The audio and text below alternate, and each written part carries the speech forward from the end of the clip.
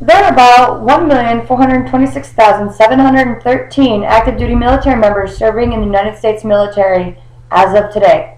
214,098 of that number happen to be women. Hello, I am Cecil Logis, and I'm here to talk to you about why women should be allowed in the military.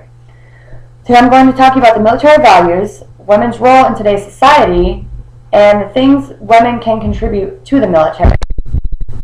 Two of the main military views are integrity and service before self.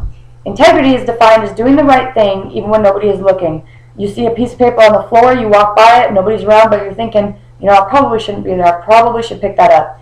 So you pick it up. Or another example would be you go out, you get in trouble, and you wouldn't have gotten in trouble if you'd have been having integrity. Like I said, doing the right thing when nobody's around. And women are just as capable of men of having good integrity. Service before self is literally just that. It's putting your service before yourself. A lot of men and women think that women aren't capable of putting their service before self, which isn't the case at all. There are some hardworking women in today's society. They will put their work before themselves. Sometimes it's not always a good thing, but in the military, that is what you need to do. That is a core value. Women's role in today's society has changed drastically over the past 100 years. 100 years ago, women were expected to stay at the house, clean, do dishes, cook, make sure the meal is on the dinner table when the man gets home, and take care of the children. They were not allowed to work a lot of the times. They were frowned upon if they decided to get a job, because a lot of people back then thought it was right for women to be taking care of their children and raising them the right way. Excuse me. That's not the case so much anymore. A lot of people have a lot of women in the work area these days. It's not uncommon to see anymore. Women do work. They say, the man is the breadwinner, but a lot of homes in the United States now, it's the woman making the most money. Granted, both of them may work, but sometimes a woman just makes more money.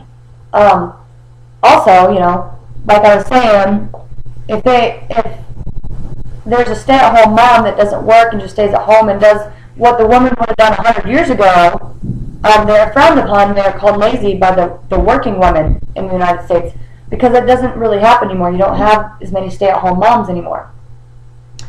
The military is always trying to change or fix something or just do anything to make everybody's lives easier, and the big fraud, waste, and abuse thing. You get a lot of people in that position who's been in the military for 15 plus years, and they're set in their ways. They don't want things to change. They don't look at it in a different view or anything. Women are good.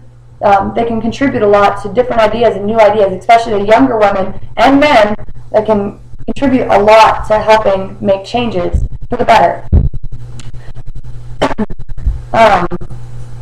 Women are good at fighting for what is right. I guess you could call them the mama bear, because mama bears are very protective of their cubs.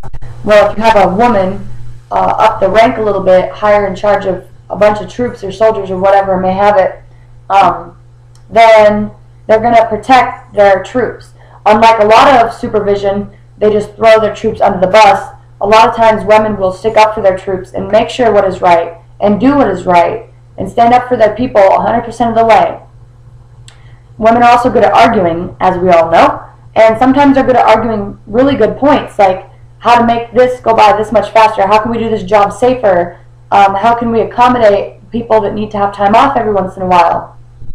But you never know. Now that I've argued on my points, you can see that women are good kind of military, and women are treated as equal as men these days. That is a very true fact. They are treated pretty much equal. We fought for women's rights, and we got women's rights for the most part.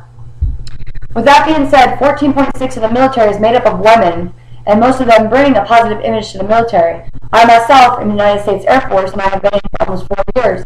And my biggest role model was a senior sergeant woman, and it's because she didn't listen to the people telling her she couldn't do it, and she fought through what I know it had to have been hard. She fought through the trials and tribulations and all that to be where she is today, and people respect her for that. She is one of the best supervision people that I've had, and she will stick up for you. That is my biggest role model in the Air Force today. That is the reason I've re-enlisted. She is the reason.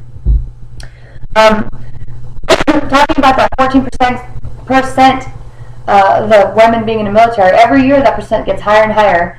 So the women in the military is becoming more accepted in today's society. Women are a big part of the work industry these days. Why shouldn't they be able to be in the military? Thank you.